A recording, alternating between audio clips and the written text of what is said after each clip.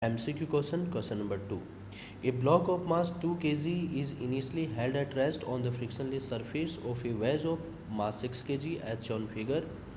The wedge itself lies on horizontal frictionless surface. The block is now released so that it is allowed to slide down the slope. How far down the slope does the block move when the wedge has moved a distance of 2 centimeter? So, we know that in the absence of external forces, center of mass is constant, or the velocity of the center of mass will be 0. So, let x1 is the horizontal distance traveled by the wedge and x2 is the horizontal distance traveled by the block. By the definition of center of mass position, xcm equals to m1 x1 plus m2 x2 divided by m1 plus m2. Delta xcm equals to 0. So, m1 delta x1 plus m2 delta x2 equals to 0. 2 delta x1 plus 5 delta x2 equals to 0. That implies delta x1 equals to minus of 5 centimeter, or the horizontal travel distance by the block is minus of 5 centimeter. So, the distance traveled by the block along the slope will be equals to x2 into sec of 60, that is equals to 10 centimeter. MCQ question number 9. A small block of copper with a specific heat of 200 calorie per degree centigrade is initially at a temperature of 300 degrees centigrade.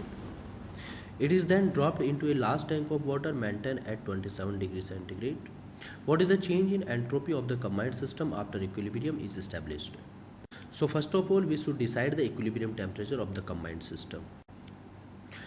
The small block of copper is dropped into a large tank of water. So here we know that the block is very small and the water tank is very large. So the water tank will not change its temperature. It means the equilibrium temperature of the system will be 27 degrees centigrade or 300 Kelvin. That's why we can say that only a small block of copper will change its entropy.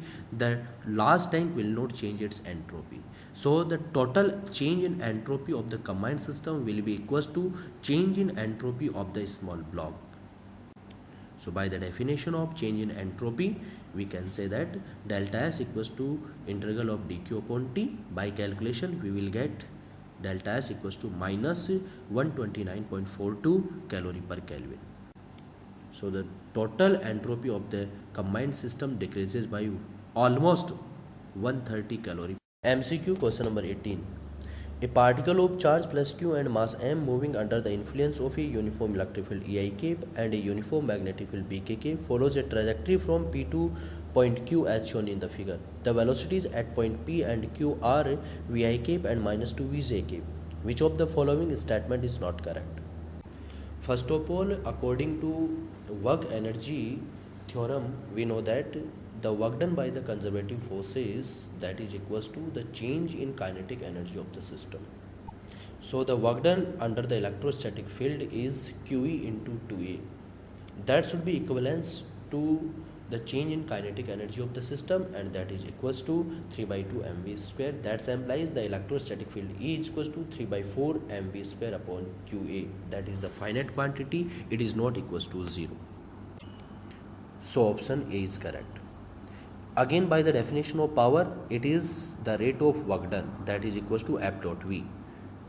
So at point P, the angle between force and velocity is 0 degree. So the rate of work done by the electric field at point P is equals to F into V into cos 0 degree. That is equals to 3 by 4 mv cube upon A. That is a finite quantity. It is not equals to 0. So option B is correct. C is wrong. And again, the rate of work done by the electrostatic field at point Q. At point Q, the angle between F and V is 90 degree. That implies the rate of work done at point Q is 0, as well as work done by the magnetic field is obviously 0. So only option C is. MCQ question number 19. A bullet of mass small m moving horizontally with speed capital V passes through a pendulum suspended using a string of length L and bob of mass capital M and emerges with velocity V by 3. The minimum velocity of V which makes the pendulum to swing through a complete circle is. So first of all, we should find out the velocity of the combined particle system after immersing the bullet into the ball. So let the velocity of the bob is V dash. So in the absence of external forces, we know that momentum is conserved. So by applying the momentum conservation on the system, so initial momentum is equals to final momentum. Initial momentum of the bullet is mv, and the final momentum of the system is mv by 3 plus capital M into v dash. That implies v dash equals to 2mv divided by 3m. Now again we know that to complete a circular path, the velocity of the lowest point of the particle should be equals to or greater than equals to square root of 5gl. So that implies v dash equals to 2mv divided by 3m equals to square root of 5gl. From here v equals to 3m divided by 2m square root of 5gl. Option B is MSQ. Question number 36. A particle of energy capital E is incident from the left on a potential step of height v0 at x equals to 0. Select the correct statements. So for the potential step, the potential is defined as at x less than 0 potential is 0, and at x greater than 0 potential is v0, or we can say that at the boundary x equals to 0 potential is v equals to 0 as well as v0. And we know that each moving particle can associated a wave function. So in each region where E less than V0 or E greater than V0, particle will exist with a wave function.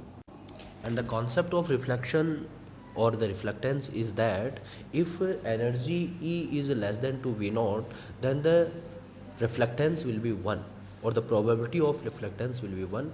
But if E is greater than V0, then we can't say that there is reflectance is 0, because there will transmittance as well as reflectance. It means E greater than V0, R plus T is equals to 1, where R is not equals to 0.